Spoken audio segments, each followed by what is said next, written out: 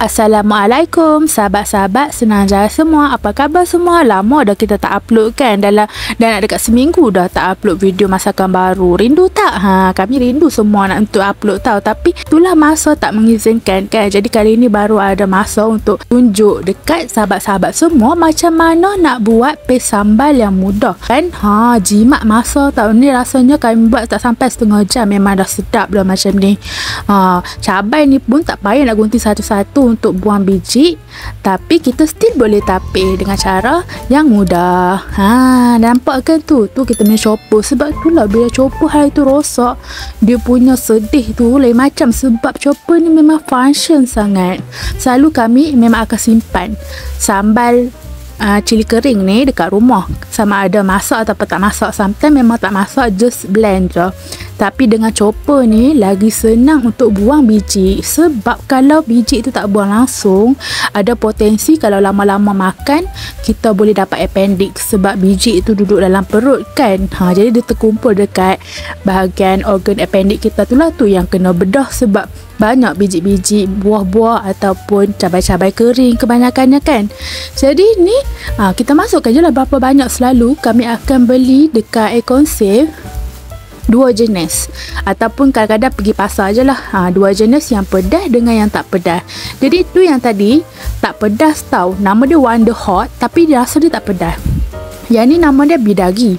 Bidagi ni memang pedas. Kalau nampak dia macam ni, kecil, nipis, panjang kan. Dia berkerutu tu, dia krepot-krepot tu. Yang tu memang pedas kau-kau lah.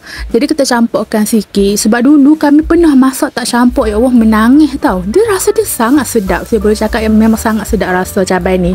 Tapi pedas dia lain macam. Berpeluh. Esok pagi memang beratak lah dekat toilet kan. Sebab hari tu kita dah terkena lah chopper ni rosak sebab tepu. Kita kena belajar daripada kesilapan kan. Jadi kita blend separuh-separuh.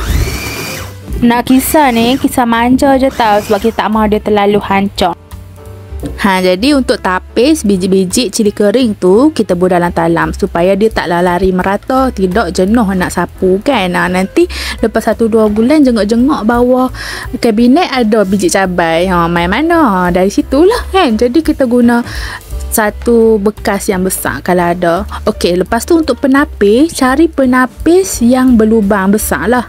Kalau yang lubang ngam-ngam biji cabai pun lagi cantik. Kalau yang ni kami cari yang ni je yang ada yang besar kan. Jadi okey lah, sebab kita pun chopper tak terlalu halus. Jadi cukup dia macam terpotong-potong sikit supaya biji-biji cabai kering tu dia lerai. Tu tips kita yang pertama untuk kita buang biji-biji tu. Kita tapis lah biji ikut sesuai. Tak payah tapis semua tau. Sebab kena tinggal juga sikit biji dekat cili kering tu. Sebab cili kering tu yang akan biji dia tu yang akan buat kita punya sambal lagi sedap. Tapi tak malah terlalu banyak kan, sampai tak boleh nak lawas dalam perut. Jadi kita tapis lah. Nampak tak ada sepihan-sepihan yang tertinggal kat dalam tu. Yang tu nanti kita akan ambil lah. Sebab tu kita kalau dapat penapis yang betul-betul muat untuk biji je, saiz biji cili kering tu, lagi best lah.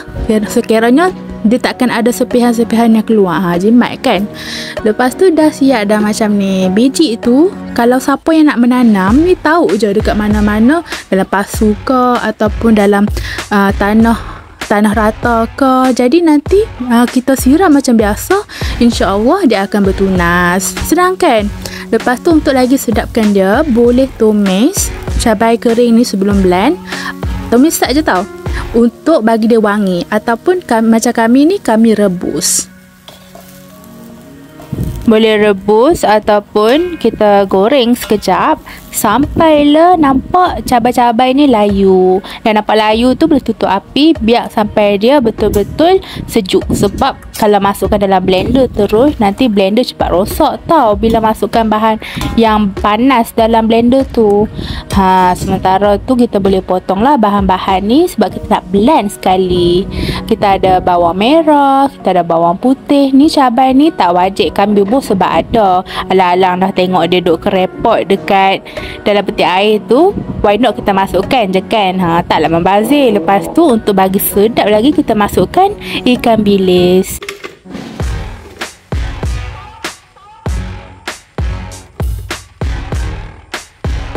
Ikan bilis ni pastikan kita peroh dulu tau, sebab kita tak mau terlalu banyak ayak dalam kita punya adunan yang nak blend ni. Lepas tu dah nampak dia tak panas, suam-suam pun okey lagi. Masukkan je dalam blender dan kita blend. Kita ada tips kan tadi macam mana nak buat sambal tu cepat masak. Sedap, tak payah tunggu lama. Sebab kita akan blend dengan menggunakan minyak saja. Jangan tambah ayak langsung tau. Kalau rasa macam susah nak blend, kita boleh tambah lebih minyak. Sebab jangan risau, kalau tak suka terlalu banyak minyak bertakung dalam sambal kita, nanti kita boleh keluarkan. Dah nampak semua bahan blender tadi dah hancur. Masa untuk kita masak. Tapi ni agak pekat tau, tapi tak apa. Nanti kita boleh adjust. Jadi kita masukkan je, tak masuk apa dah. Kita masukkan je minyak dengan bahan yang kita dah blend tadi. Sebab kita dah blend bawang putih semua dah sekali kan. Tapi yang lawa nak dijadikan cerita, kan nak keluarkan dia daripada bekas tu blender kan ada lebih-lebih. Jadi terpaksalah tambah ayam. Mula-mula ingat nak tambah minyak, tapi tak apalah kata sebab kita nak masak lagi lama kan. Tapi tak ada berapa lama nak buat keluar. Nampak ni warna ni daripada blender. Lepas tu warna pekat tu yang kita masukkan tadi tu sekejap sangat. Tak ada nak buat apa, kelip-kelip kacau-kacau dah nak masak. Jadi memang kita bubuh je ayak.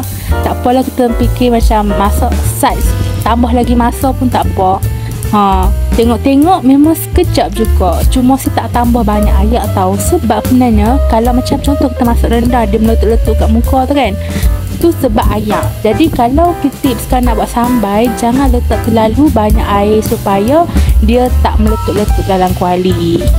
Biar dia minyak yang kita masukkan tu masak sambal kita tu betul-betul elok. Jadi dia tak akan meletup langsung tau. Boleh cuba tips ni menjadi ke tak.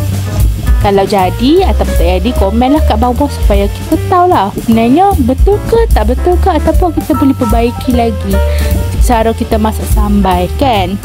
Jadi untuk video ni kita boleh sama-sama belajar. Kita buat je ni cara kami untuk buat sambal. Kadang-kadang bila next time buat cara lain pula kan. Boleh ikut cara masing-masing lah. Masukkan gula, garam, perasa ni kan, buah daun karapole juga. Masukkan sos cili sebab yang biasa tak ada yang Thai pun masuk je, asalkan sedap. Lepas tu masukkan sos tiram.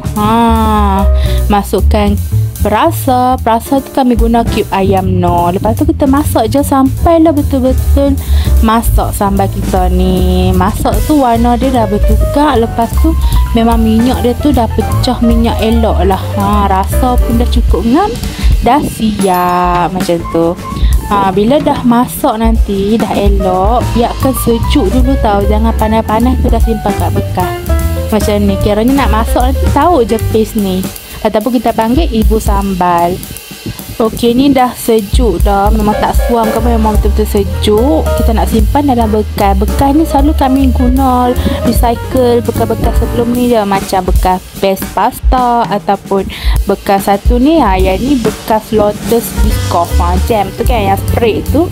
Jadi bekas dia cantik, elok dia kami simpan. Bila buat paste macam ni boleh guna balik. Kita simpanlah bersih-bersih. Kalau siapa yang pandai nak sanitize tu pun boleh. Selalu kami tak sanitize apa pun.